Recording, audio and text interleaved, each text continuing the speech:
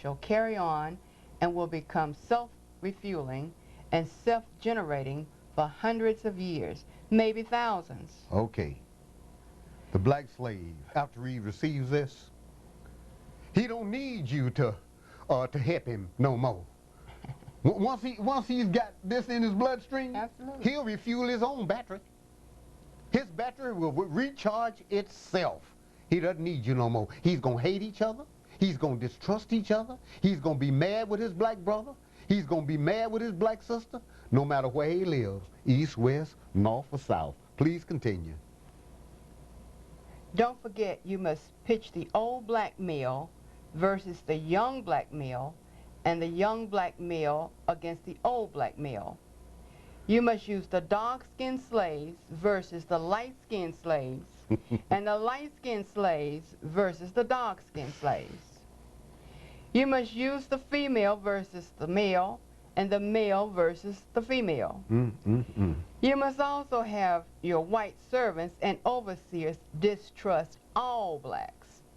But it is necessary that your slaves trust and depend on us.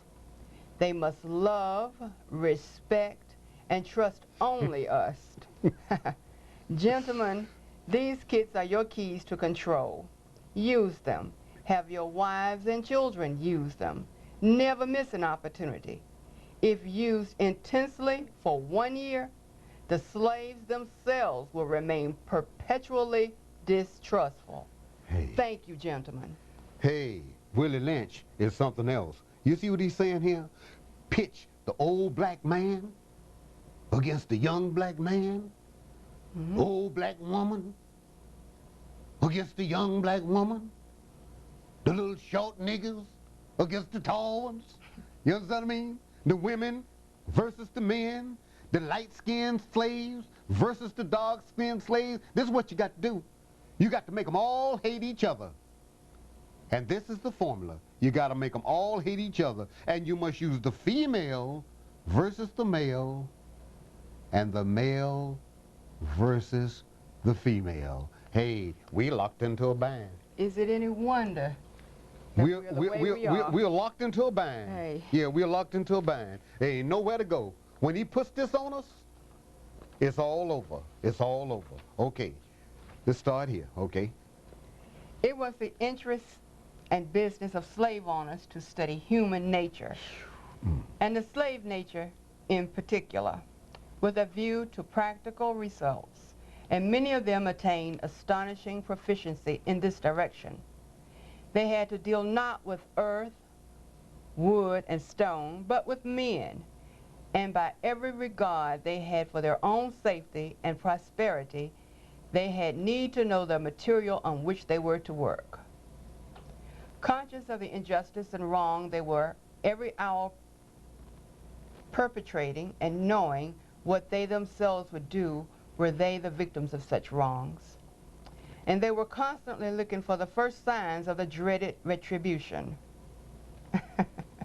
Hey, isn't that something? Hey. Look here. In other words, look here. These white people saying, look here, you're not dealing with wood, you're not dealing with iron, you're not dealing with stone, you're dealing with men. Absolutely. So let's look out for them. Let's see. You know what you would do if the black man was treating you the way that we're treating them? Don't you know what you would do? So we got to look out for them, because what you would do, we got to look out for it, because they would do the same thing to us. So we got to stay on guard. Hey.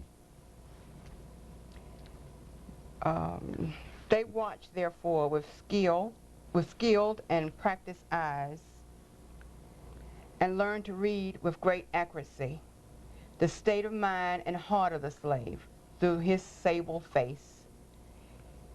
Unusual sobriety, apparent abstraction, sullenness, and indifference, indeed any mood out of the common way, afforded ground for suspicion and inquiry. Hey, that's something. They watched your face. They wanted to see if you was happy, if you was smiling. If you wasn't smiling, they want to know, hey, nigga, what's wrong with you? Now, I want to tell you something. When I worked on the dock at McLean Trucking Company, life had become serious business to me. I was out there lifting heavy freight, loading and unloading trucks. And the white terminal manager used to come around sometimes, and he would speak to everybody. And he would walk into my truck, and he'd say, Carl, what's wrong with you? I say, nothing, sir. Nothing is wrong with me. Well, I don't ever see you smiling. Why don't you smile sometimes? I say, well, my work is hard. I say, do I do my job? Yes, you do your job. I say, is my work up to par? He say, it's better than up to par. I said, well, why do I have to smile? Why can't I just do my work and do it well and hit the clock and go home? This shows you right here. He watches your face. He wants you to be happy with your work. And black folks had to disguise this out in the cotton fields by singing songs. They'd be singing songs, and he thought they were happy. Oh, Lord, there's going to be a good day over the hill one day, and singing them old Negro spirituals. Oh, Lord, I was feeling low, but my head is on right. Lord, I'm coming to you, Lord. And the white man would say he's all right because he would watch your face. He would watch your moods.